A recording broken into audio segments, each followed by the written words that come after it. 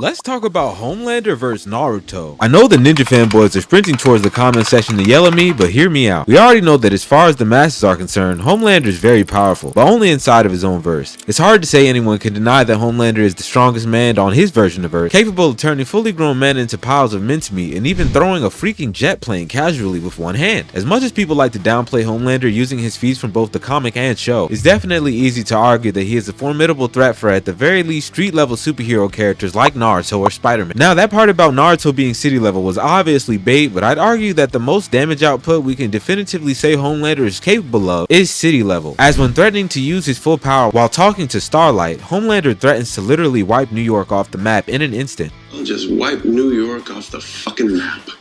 So doing my absolute highest weight calculations, considering the fact that we have seen Homelander take damage from far lesser things, I believe you can scale Homelander's overall destructive capacity to at least state level. Now, with that being said, Naruto's abilities are just way too overwhelming for Homelander to handle. While Homelander could arguably keep up with Naruto's overall power and base stats, Naruto can significantly increase both his stats and his damage output with the use of his chakra reserves. Since Naruto is a super badass ninja, living with the nine-tailed fox spirit Kurama inside of him, no diddy. With the use of ninjutsu, Naruto is capable of pulling off some of his most signature techniques, such as shadow clones, which allows him to create a pretty massive army of duplicates of himself seemingly at will. And even though they require chakra from the user to be made, Naruto is the nine-tailed Jinchuriki and a member of the Uzumaki clan, who are all known for their ginormous chakra reserves. So even when Naruto was still in the process of learning how to become a shinobi, he was still capable of making thousands of clones of himself to fight alongside him in an instant. And while this might seem like it instantly determines Naruto as the winner between the two, I think it's also fair to say the Homelander could make little of Naruto's clones with the use of his heat vision, since it's arguably moving at light speed and has enough durability to slice through even some of the most durable superhumans. Naruto also has two main techniques that can arguably do significant damage to Homelander. The first being Rasengan, a spiraling sphere of chakra rotated in the palm of the user's hand that upon impact deals significant damage and leaves an added drilling effect. Homelander would definitely get knocked back by this crazy technique, but his impenetrable skin might make it a bit more difficult for him to receive long-lasting damage. The second is Rasen Shuriken, and I believe this one has the most chance of doing fight-ending damage to Homelander, since Rasen Shuriken is a wind-release technique derived from the wind-style Rasengan that allows Naruto to do an overwhelming and permanent damage to the target it connects with. Not only does it slice into the target and explodes a bit after impact, but it also can permanently disrupt the body's connection to the target's chakra system, thus preventing them from ever being able to use chakra or jutsu again. And even though Homelander already doesn't have any chakra to use, Rasen Shuriken would still be devastating to him to deal with, due to the microscopic wind blades that would begin damaging his cells. So even if Homelander's skin is indestructible against every other weapon on the planet, at this point Naruto has stopped even interplanetary threats, meaning I doubt Homelander would go undamaged by it. But this is not even the extent of the damage this jutsu is capable of, since now not only can Naruto spam as many of them as he wants to, but now Naruto can also use multiple different elemental variations of Rasen Shuriken, meaning that the elemental damage would be felt on an atomic level. Naruto also has enough pure strength to punch entire massive craters into the moon's surface and do damage to characters like Kaguya or Madara, who could be argued to have planetary durability. Naruto's speed is no joke either. This feat would make Naruto's reaction and movement speed scale easily faster than light, which means Homelander would also probably have a hard time hitting the real Naruto himself, at least with his lasers. In complete and total honesty, Naruto even has non-lethal techniques that can win this fight for him without him even needing to throw a punch, mainly being Naruto's sexy jutsu, which allows him to pretty much turn into a hot looking girl that's basically wearing nothing. The mommy milkers Naruto acquires in this form would automatically allow him to make Homelander subservient to his milk, thus winning Naruto the fight just by milk consumption. Then there's Naruto's most used technique, the Talk no Jutsu. Naruto tends to use this option before he resorts to fighting, and will genuinely go out of his way to empathize with his opponent and ask them to change their ways. And as goofy as it may sound, Naruto has surprisingly managed to convert several undeniable demons over to the Jedi while using it. Take Obito for example, who went from starting World War IV over a girl that wasn't his, to helping Naruto and the Shinobi Alliance stand against the literal god Kaguya. Naruto was also able to talk pain into reversing the lives that he took during his attack on the Leaf Village, and convince Sasuke to return home and rejoin their society after making out with him. And the main reason I believe that Talk no Jutsu has a genuine chance of working on Homelander is the fact that Homelander's main weakness stems from his desire to be loved and considered as a person by the rest of humanity. The only real thing that's been able to be used as a weapon against him so far is his standing in the eyes of the public, and his own inner desire to be accepted. Considering the rough childhoods and circumstances that both Naruto and Homelander Homelander lived through, I definitely believe if Naruto tried opening up to Homelander that he'd get through to him. However, this is the best case scenario for Homelander, because despite all of that glazing of Naruto I just did, I haven't mentioned a single detail about his most important power set, the Nine Tails. Having both the yin and yang halves of the Nine-Tailed Fox grants Naruto a chakra potency that is unrivaled in his own universe. He can create tail beast bombs that even the weakest of them are capable of wiping out entire mountain ranges. He has a healing factor granted by Kurama and his Senju cells that puts Homelanders to shame, allowing Naruto to regenerate entire organs back within seconds. So even if Homelander was able to get some kind of fatal damage off against Naruto, this would automatically be bypassed by Kurama's regeneration and chakra amps taking over. As soon as Naruto sprouts even one tail, the stat increase he receives to his strength, durability, and speed are so vast that it's highly unlikely that Homelander would even be able to see the onslaught coming. I could even go as far as to mention Naruto's truth-seeking orbs, or his KCM form, that allows him to literally use soul eraser techniques, and Baryon mode that allows him the ability to drain the lifespan of the target whenever he makes contact. And before I forget to mention, Naruto can ignore Homelander's outer indestructibility through the use of Sage mode, a form that allows him to tap into and make use of the energy found in the nature from the planet. Using this senjutsu, Naruto can use the Frog Strike, which would allow him to use his full power on Homelander and damage him from the inside out. This form would also allow Naruto to intentionally pour nature chakra into Homelander, knowing he has no way to handle it, thus transforming Homelander into a toad statue. Don't think I'm trying to downplay Homelander or anything. He's definitely the strongest character in his own verse, and he solos a lot of ninja from the Naruto verse in one-on-ones, even if we include a couple high tiers. However, Naruto is just way too overpowered for me to even pretend there's a real situation where Homelander wins this. Naruto is turning Homelander into the crying baby he is with one Rasengan. But that's just my opinion. If you disagree, definitely let me know about it down below in the comments. Please consider subscribing and leaving a like on this video if you enjoyed it. I really appreciate you watching. The link to the Discord and my channel memberships is in the description. I come in clutch like a genie. Don't talk unless you need me. You talk too much, you need it. All of my bitches look like models, she in love with me.